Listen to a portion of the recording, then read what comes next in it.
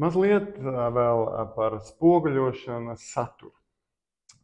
Tur ir ļoti daudz, jums ļoti daudz tur skaidros, ar jums runās, tur nebūs nekāda noslēpuma. Jūs tur satiksieties grupā, grupa ir neliels bariņš, tur 2, 3, 4, 5 maksimums cilvēki. No sākuma visi jūt mazliet neērti, jo ir sveši, bet beigās izrādās, ka tas ir ļoti labi, ka jūs esat sveši. Un jūs tajā spoguļošanas procesā, tas nav garš, 5 mēnešiem, 6 semināri. Esat tāda atbalsta komanda viens otram. Atbalsts ir ļoti svarīgi. Nu, lūk, kas tur notiek tajā spoguļošanas procesā? Tur ir 6 semināri. Es to nestāstīšu katrā, ko mēs tur tajā seminārā, daudz maz apraksti ir atrodami internetā mūsu mājaslapā, bet pēc būtības. Pirmkārt, mēs pārčekojām un nepārtraukt arī, ja pat risinot kaut kādas pagātnes lietas, mēs atkal un atkal atgriežamies tagadnē un čekojam, ja pārbaudām, ja novērojam, kā man tur tagadnē iet un ko tā spoguļošanas process dod. Un lai būtu vieglāk orientēties realitātē, mēs te redz smukas tādas zivtiņas sazīmēja. Mēs viņus saucam pa vaļiem. Te ir tāda tēla sistēma, kas mums ļauj orientēties savā realitātē. Tā viena būtu veselība, ja ķermeniskais.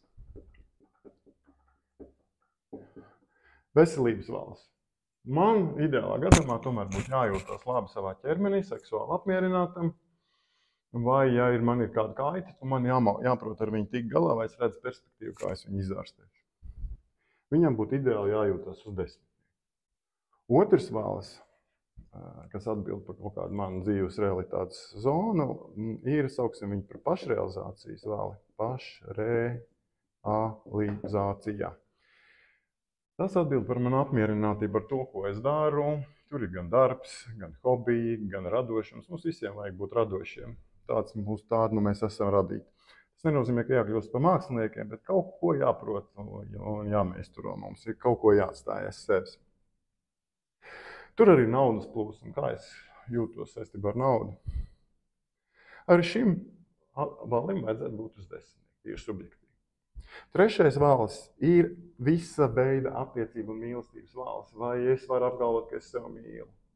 Vai man ir kāds, ko mīlēt? Vai mani mīl? Vai manas attiecības ir labas? Vai vispār man tās ir? Kā es te jūtos? Ja? Attiecību vāls. Un attiecības visplašākai nozīmē gan partneru attiecības, gan ar mammu, gan ar tēti, vienalga vai viņi dzīvuši vai miruši, ar bērniem, ar draugiem, ar kolēģiem darbā un tā tālāk. Un ir vēl 4. vāls. Viņš jau tāds netik konkrēts kā pārējie, bet arī par viņu ir jēga domāt un sajust, jo viņš vada pārējos. Nu, sauksim viņu par jēgu, bet varat saukt citādāk. Šis vālis atbild par man tādu autentiskumu sajūtu, ka es tiešām jūtos, ka es esmu patiesi godīgs savā dzīvē, ka es esmu īsts, ka es nemēģinu neko tēlot, izlikties par to, ka es neesmu, ka es patiešām daru to, kas man sagādā prieku, interesi, pašrealizācijas vālis. Ja? Ka mans ķermenis jūtas labi, jo ja ir iekšējie konflikti un ilgstoši neatrisinātas problēmas, cietīs noteikti veselības vālis. Ja? Kaut kur dos dod Dievs, ka pa mazām kaitēm, nevis pa pašām smagākajām.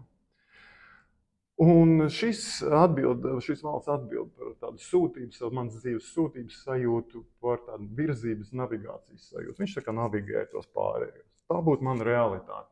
Jūs varat pamēģināt ielikt sev atzīmes. Ja jums vismaz 2 maģiem nav 10, tad laipni aicināt uz spoguļošanu.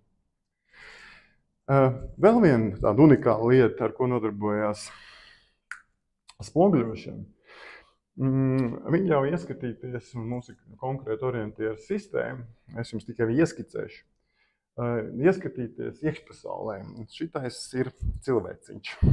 Te viņam rociņas uzzīmēsim. Nu tā, lai jautrāk. Un kājiņas. Labs mākslinieks.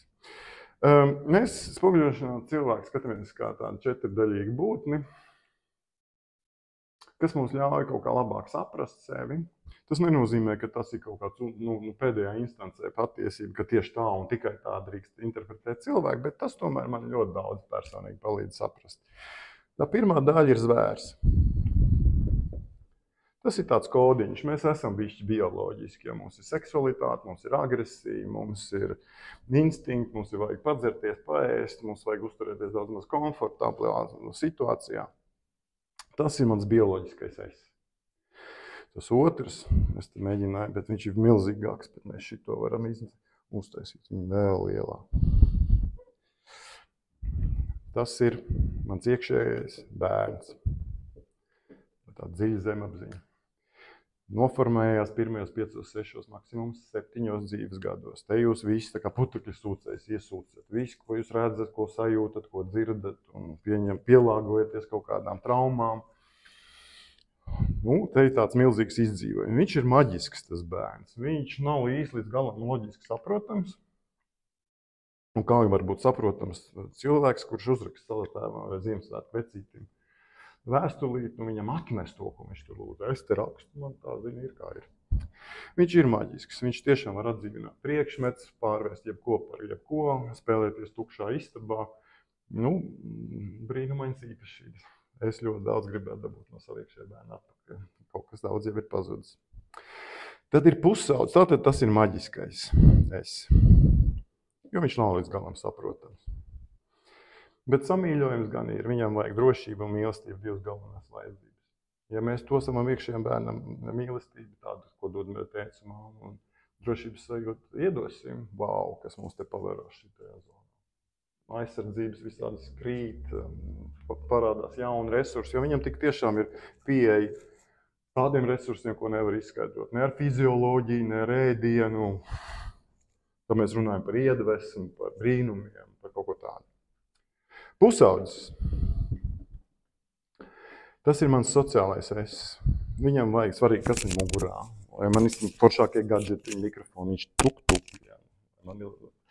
Viņam ir svarīgi, kas es esmu, kas es būšu, ar ko es esmu kopā, kā es izklaidējos.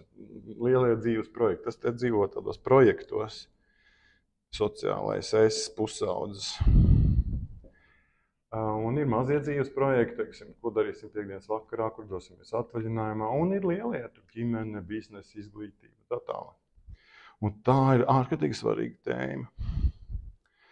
Un spoguļošana revidē un skatās, kā viņš šodien jūtas jūs pusaudzis, kur viņš ir aplauzies, kur viņš tomēr ir atverams un ko viņš vēl var pagūt sasniegt.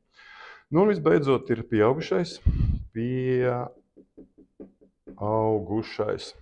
Tas ir tas, kas man tagad klausās un mēģina saprast, ko tas Dīdis te stāsta. Vai viņam var ticēt, uzticēties.